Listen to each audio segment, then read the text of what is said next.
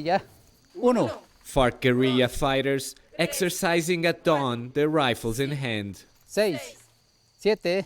But those gathered in this camp are not here to practice how to fight. It's time to start an education offensive which includes a literacy campaign, mathematics, political guidelines, philosophy, economy, and Bolivarian ideals.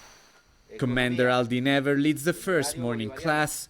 He's part of the high command of the FARC's Eastern Bloc, the strongest military faction of the group. He tells the rebels about the change in focus. Recently, FARC highest commander ordered ending the acquisition of new weapons and explosives. The new priority, preparing these rebels for civil life. For the past 3 years, FARC has been holding peace talks in Havana with the Colombian government, while the conflict on the ground continued.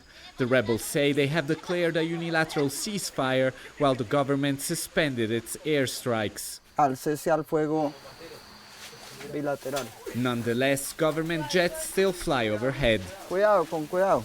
ending this class and sending them to their trenches. Los periodistas.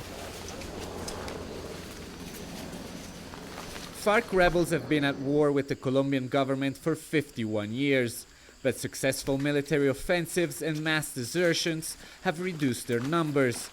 Ruben Zamora, one of the FARC peace negotiators in Havana, was sent back to lecture them on the agreements.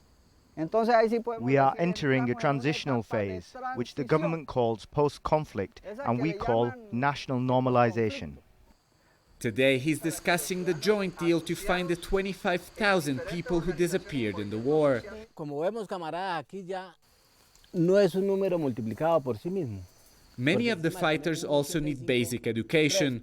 They often have been at war since they were 15 and might soon have to try to find regular jobs. Nosotros estamos convencidos de que We are convinced that this time there is a real possibility to reach a political solution. That's why we're developing education plans, plans that have nothing to do with weapons, that have nothing to do with war and military activity. These classes may hardly be enough to prepare all the rebels for what will come, but they appear to show that the FARC is serious about helping its lifelong fighters to leave the jungle and their weapons behind. Alessandro Rampietti, Al Jazeera in the jungles of eastern Colombia.